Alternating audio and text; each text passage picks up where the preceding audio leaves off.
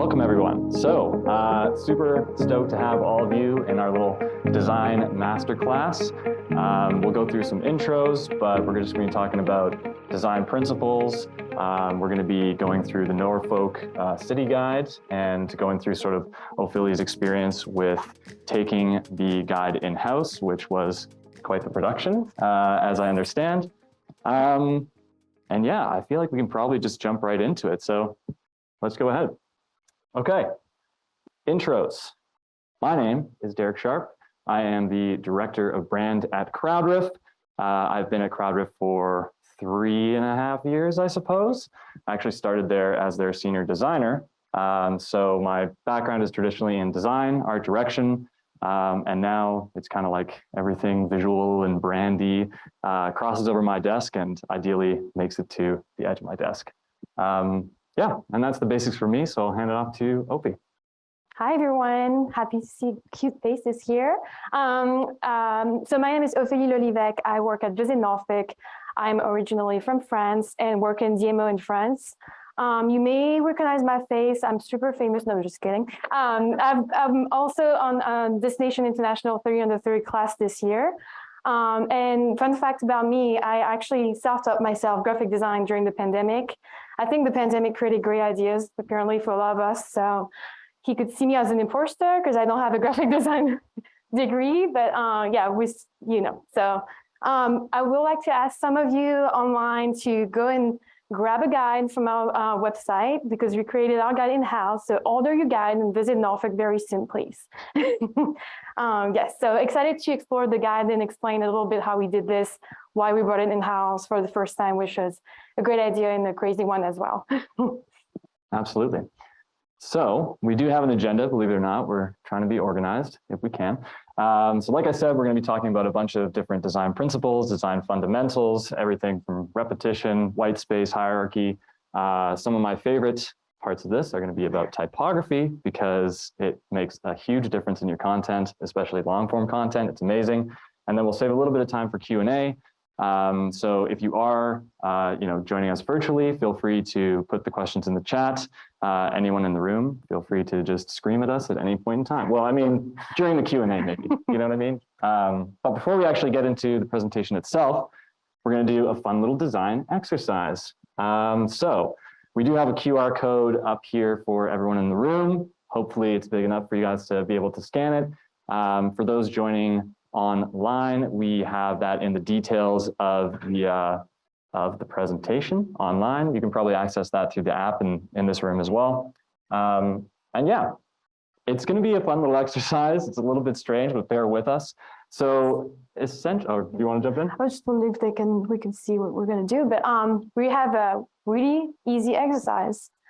We would like you to draw a boat on your phone. You have the app and it's you should be able to draw with your finger a little boat. So we'd love to see what boats you come up with. Absolutely. So it's exactly as simple as it sounds. Literally just draw a boat and we'll give you guys maybe like a minute to do that. And then, yeah, I think we'll bring it up on the screen just to see how everyone's doing. How creative everyone is. Exactly. Ooh. Oh, someone's already in it. All right, I love it. I see some artists here. Illustrator in the room, maybe. Yeah. Wish we had some like Price is Right music to, play while we do this.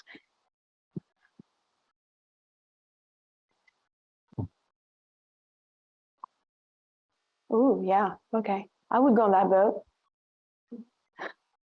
Yes, we have some very talented designers here. I feel like my job is in jeopardy right now. Someone's going three-dimensional. My God. 3D.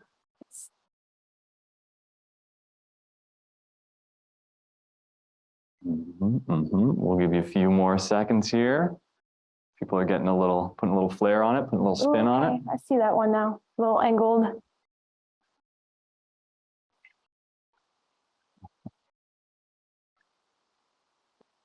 Are you guys able to zoom out by any chance? You're like, Derek, I don't know how to do that. Oh. Ah. Okay, Orange. Okay. Relax. Oh my God. Look at Wow. Okay. Okay. Well, I think we have a good enough sample size here to start doing an analysis. Don't worry, we're not going to like psychoanalyze you based off your boats here, but really this whole exercise is just an example of, all Ophélie and I asked was draw a boat. And up here you can see in all different sizes, shapes, colors, all sorts of things, the interpretation of the boat. And we can swap back to the slides now. And really this just illustrates, everyone has a completely different perspective, right? So they have a different interpretation of things, a different experience of things. And I know we're going to be talking about design today a lot, but before you even get into the design, it's super important that you speak to people and you understand, what are you trying to design for? And I think that was a big part of the Norfolk guide as well. That and, understanding what people are looking for. So this is one of the reasons why we brought the guide, with many reasons, is to understand what our community, what they're looking for. So we use data on our, our website to understand what they're looking for and how can we create that content that speaks to them. Travelers are just the local community. So we brought the guide in-house. We had control over the content, and it's really more impactful when you create your content based on what your audience is looking for. And so that's one of the reasons why we brought it in-house. Absolutely. And shout out to all my designers out there, because it is also super important to be able to relay all that information to designers, right? Like you can tell them to draw a boat, they can make some sort of boat as well, but if they have all the information at hand, they're going to give you a design solution.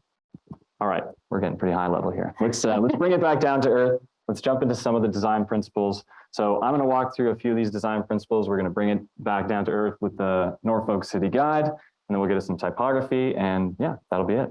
So first principle, contrast. I'm sure if any of you have any experience with like websites or anything like that, you're probably aware of the importance of accessibility. A large part of that is color contrast, meaning are things legible? Can you actually understand any of the content that's on there because you can read it?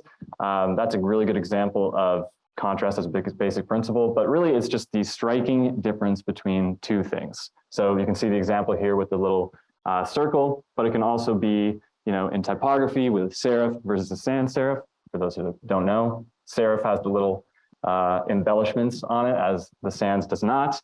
Big versus small, dark versus light, any of that type of stuff, that's all contrast. So an example from the Norfolk City Guide that we pulled, this was the actual example. I butchered it over here just to make a point. But basically you can see the high contrast in the color with the typography, and it makes it really bold, and it also makes it accessible, which is super important. Yeah, just so people can actually read your content. Mm-hmm. And this is actually a cool page. We used our website to know what our community was looking for, and Craft Talk Cocktail was one of our most viewed blog on our website. So we made a full spread. I mean, who doesn't like a great cocktail? And so I can understand them. So yeah, that's one of the pages we brought, and we use our data to create this full spread layout. Yeah, so we'll keep on cruising through all the design principles. And like I said, if you do have questions, you can log them in the chat or anything like that. So repetition. Seems pretty simple, and repetition is really, it's exactly what it sounds like. It's repeating a certain thing. It's reusing the same or similar elements throughout a composition. And the reason that this is important is because it creates consistency. And really one of the kind of through lines of all of these, I guess, design principles is you're trying to take the cognitive load off of someone that's trying to understand your content, right? So by doing repetition, we create a pattern, we make it a little bit easier to focus on the content itself as opposed to trying to navigate through it. So easy example of this, which all of you have probably experienced recently, would be at the airport, right? Or any kind of public place. Signs follow a certain convention. And the reason for that is so that you, not just to make them look pretty, even though I guess beauty's in the eye of the beholder, but it's so that you can immediately recognize where you are and you can navigate through a space. And it's the same with digital content, physical, all that type of stuff. So again, bringing it back to the city guide, Ophélie was able to kind of create this by making different styles for the subheads, for the body copy, for the headers, and all sorts of things like that. And I think that was able to be supported by some of the software, correct? Yes, you can do that anywhere and through any designs now. Canva, Word, you can just a Word document. You can create those header types just so they repeat throughout your content. It's the same size, same color, so people don't get lost in your content with different sizing, different messaging. So it's that's great tools now. We have access, we can access, like InDesign is what we use for this guide. That's, you can see those blue headers, they repeat throughout. This is our neighborhood section. Just want to make sure, readers, people who take our guide understand which page they're on. So love those tools. Yeah, it's absolutely fantastic, again, from the design side, because then you can just kind of set it and forget it and just be like, I want a subhead here, I want the body copy here, and you don't have to be like, wait, was it 16, 18 point? Anyways, design nerd, I'm going to continue. Work smarter, not harder. So this is exactly. Okay, one of the biggest things that I see when slide decks come across my desk is lack of alignment.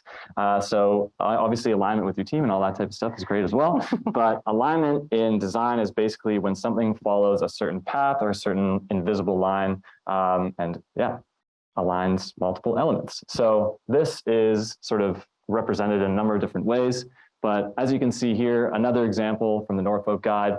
Looks like a great page. Again, it follows some patterns and some consistencies. But if you actually kind of tidy it up and align it to a certain grid structure, it becomes a lot more easy to read and a lot more easily digestible. Again, compared to something that maybe doesn't follow those lines, you can see with this example, it follows the vertical lines here and the horizontal. And what a lot of people don't understand about certain compositions in design is that typically it follows a grid structure. And again, it's one of those things where if you do that, it just takes that cognitive load off of people. They're able to know exactly where they need to go next. Oh, and I do have a quick tip. And I should say, we are going to provide some documentation afterwards that has these quick tips as well. But one of my favorite tools in Google Slides, which is my preferred slide, creator of choice, is the Align tool. So you're like, Derek, how are we going to align these things? I don't have pixel perfect vision. You know what I'm saying? So you can actually select all these different items. You can right click and there will be an align tool right there that will help you out. And this is in most design software, most kind of slide software. And again, I'll provide this in a bit of a document afterwards. Yeah. This is only second to the distribute tool. Believe it or not, there's actually a tool for this as well. So even if it's all aligned, maybe they're kind of like the spacing is uneven in between, you can hit the distribute tool and it will automatically do that. And again, I'm going to keep on hammering this back, but the whole idea is to take that load off the person so they're not thinking about where do I need to look at, what do I need to see. They're actually engaged in kind of checking out that content and absorbing it. Cruising along to perhaps my favorite principle of all, white space. And despite the name, white space doesn't mean literal white space, even though it does in this particular slide, but it basically means negative space. So it's the space that kind of elements are not inhabiting. And this is super important because this helps to draw the eye, create focal points, and create balance within any type of composition. So probably the easiest or maybe most known example of this would be Google.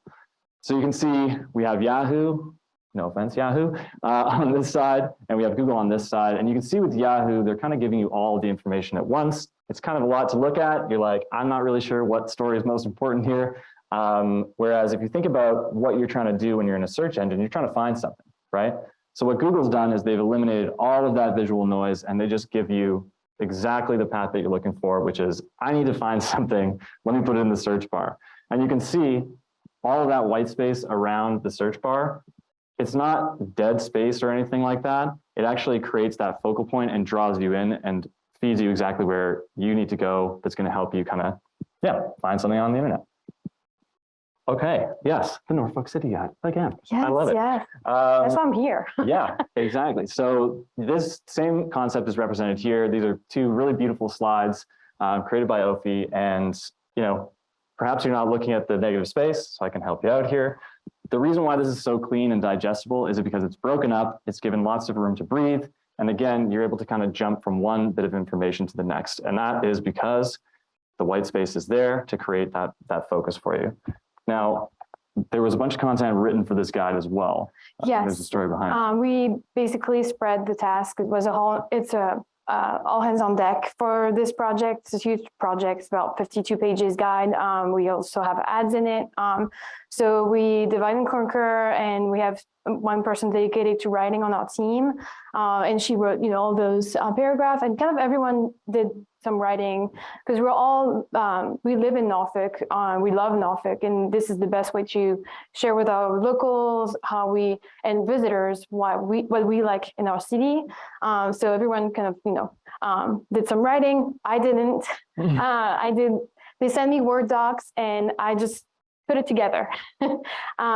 So that's how we divide and conquer for this piece. Absolutely. I think, that goes back to a bit of a principle that I would like everyone to kind of walk away with here, is that organizationally, if everyone has even just some fundamental knowledge of design, then again, you can kind of just even maybe not distribute the work like completely, we want the designers to be handling all the design stuff for the most part, but if everyone has a basic knowledge, then they're able to put together slides, put together documents, be a little bit more flexible, and also be able to speak the same language as like any of your sort of production staff or creative staff. Another thing about during bringing your housing, your city guide in the house is we also use we survey our residents for the next guide to know what they're looking for, so we can write the right content messaging for them. Actually, we thought we would keep the guide kind of the same look, but we're not. It looks like people love itineraries right now. They want to be guided through their stay in our city. So we're creating itineraries, like 1 or 2 day itineraries for the next guide. So this layout will change. All right, white space. The next one is hierarchy. Again, this is one of these things that I feel like there's a few principles that if everyone kind of understood them, like organizationally, all the content would be leveled up. Hierarchy is one of those things. Hierarchy is exactly what it sounds like. It's basically choosing what information or what content is prioritized over other content. And again, it goes back to leading people through in the way that you would like them to absorb the content itself. Sorry, I'm saying content quite a lot. So an example of this, I made this super cool design here, which is kind of a faux crowd riff promo for Visit Coast, which does not exist. But this is an example of a lack of hierarchy, right? So we have the text on the left-hand side, we have the image on the right-hand side. They're both sort of the same. They take up the same visual space, but the text is treated exactly the same.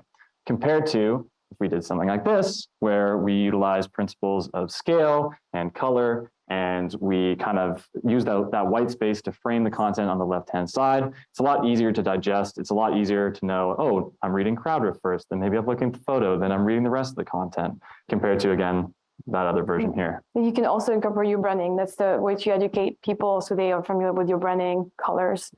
Exactly. So yeah, perfect example of this would be in the Norfolk guide here, where you have your big header up at the top, and then what Ophé's done is she has taken this numerical system and she's actually made it a little bit bigger. She's highlighted with color. So again, you know exactly where you need to look all the way through this kind of visual content. And you can see that on the first 2 slides, but even on that 3rd slide there, it's a little bit different. We're not just using typography, we're using color, we're using imagery to say, okay, the map's the most important, we understand it's downtown, and then we're gonna go down into the details. So you're kind of visually leading them through. And actually on this imagery, that's a great, I wanted to mention this, CrowdRiff is our friend. We love CrowdRiff because we can use imagery without photo shoots, doing photo shoots all the time. Those are, can be expensive. So using user-generated content is a great friend.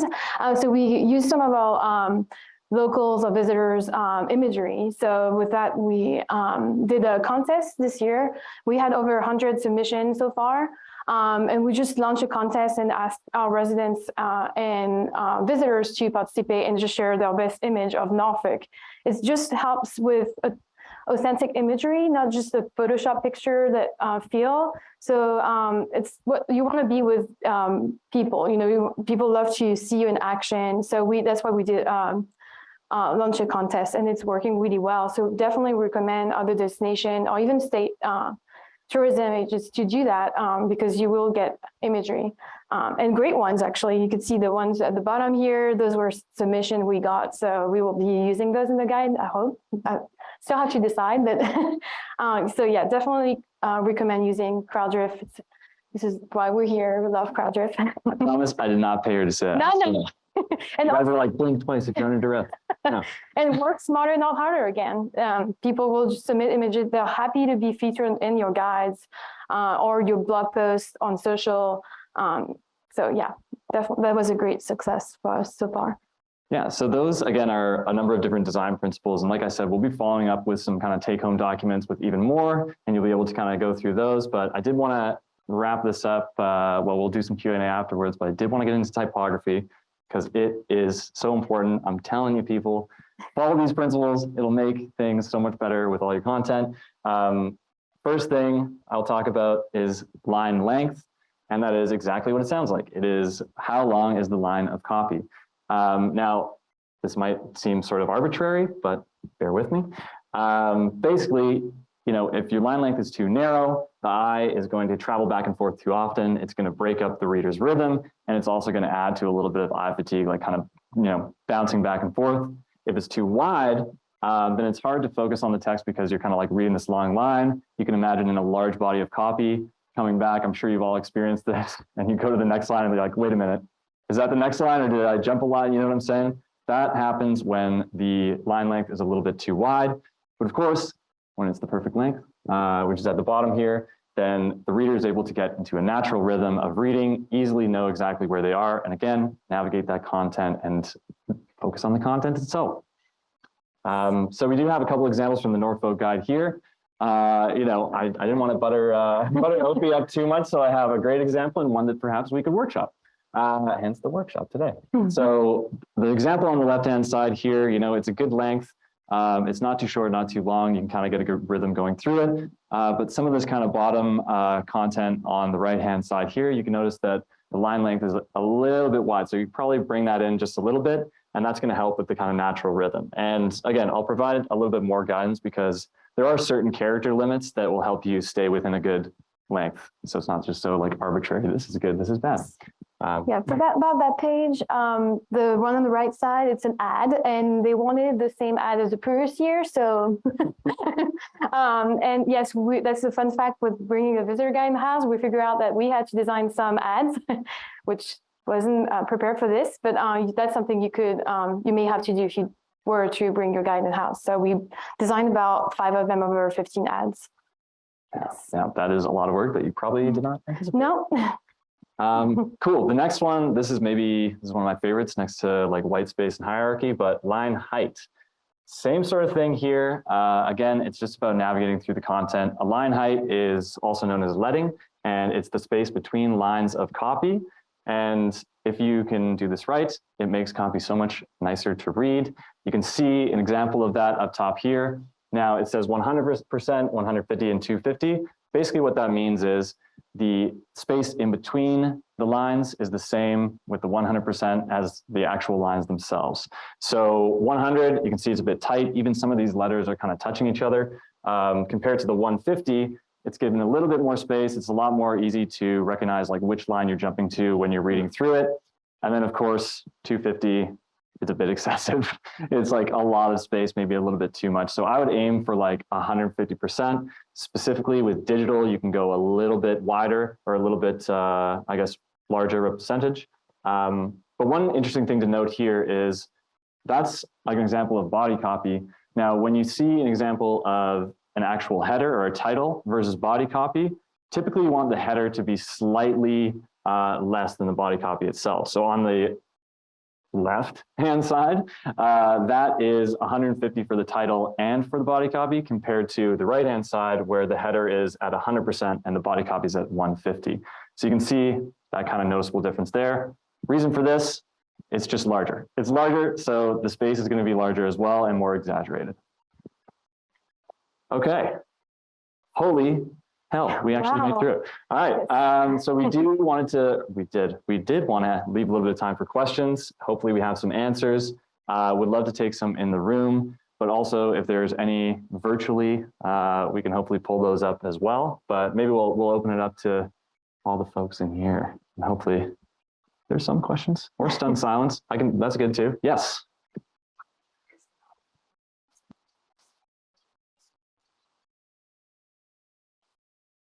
Ooh, design tricks. That's a good question. I mean, I feel like I'm like looking over at Dominique. Yeah, because I guess we have to repeat the question. Oh, yes. How we can find, like, know the spacing on Instagram stories or, Yeah. I think the question for those at home was, what about small spaces? Any tips for, like Instagram or Instagram stories or anything like that? My sort of typical advice there would be less is more, right? So let's think about how you can communicate effectively with less words, with less content. Can you still get the message across? Take a look at the copy and be like, could we lose something and still maintain the essence? That would be my sort of advice there. Keep the focus on the image. Like if you have a person, obviously you don't want to put the text over her face or his face. Very good thing. Just, because sometimes you just say, oh, I just see text, but I'd love to see what's behind that text. And I think that I would just put yourself also what you like to see when you create content. I would just look at what other destinations do or like influencers and what works for them. Maybe that's also a way to incorporate that. Like if an influencer has so many views on this reel, maybe they did put the text in the right place. I'm also going to shout out Zoe, who's on our team. Obviously you can all feel free to reach out to us afterwards, but Zoe on the CrowdRiff team, super versed in all things social. So she could probably help you out with even more tips on social there. Any other questions in the room? Who's feeling brave? Yeah. Yes. So the question is for those online, when we ran our photo contest, if we just targeted on the visitor guide or more, we actually we put the message that we would love to use them in print materials, but also social media. So it's not like just a specific, because we don't know if we'll use all of them. So, but we may incorporate some that we can't incorporate in the guide in our social, and we already posted some of them.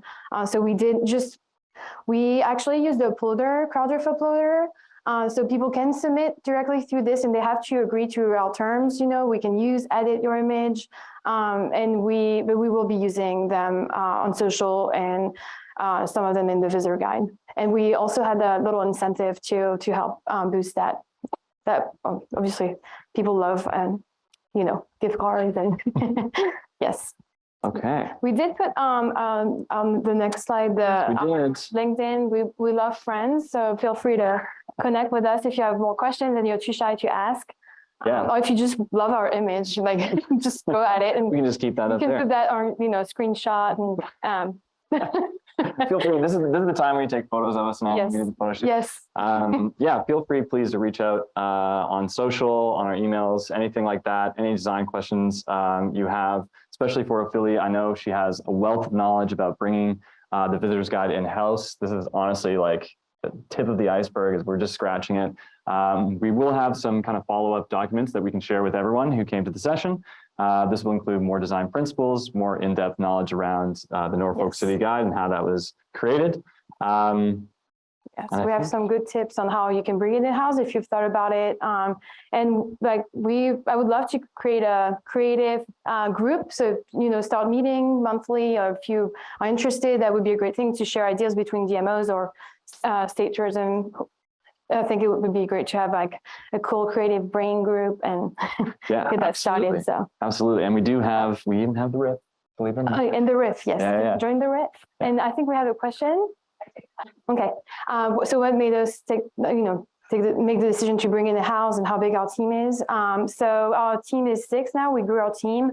It is a big project. It's time consuming, but one of the reasons was our contract was ending, so we thought that could be a great time to do it, and also to make the guide more less ads. And with the ads we have in the guide, we choose them. We choose our partners, and obviously now it's been very successful. So we have a lot of people that want to be included, but we just have ads that make sense. Not just like the random ad that no one knows what that is, or our visitors will not want to go to that business, or we promote everyone, but we just wanted to choose ads that make sense and make it less like a publicity look guide. I do have some copies if you wanted to browse through. Just so that's the 2 reasons to choose the content and be able to have more control too of what we have in the guide to make it more powerful to our community. Yes, so the question is, yes, if how did we did it before, the visitor guide, we outsourced it before. So now we really do everything, all the layouts, all the design, all the writing. We choose, we reach out for the ads. So we have someone dedicated to reaching out to get ads. And she also gets all the photos from our partners because we want to have their branding messaging within the ad. So we do everything, all of it. And then we submit to the printer. We choose our printer. We also have to request 3 quotes before choosing a printer. So that's also something I'll say. It's very important to choose your printer. I don't know how to formulate this, but your printer is your friend, and then some of them will keep your guides. You want to make sure they have storage for you. So we really handle everything from this. Now we have control of distribution. We know where our guides are going. We can track that better than in the past. So everything is done in-house completely. Awesome. Well, thank you for being our captive audience for the last half an hour or so. Like I said, or like we both said, feel free to reach out on social or just accost us, in the hallway whenever, or tonight at the reception, who knows. But other than that, thank you so much.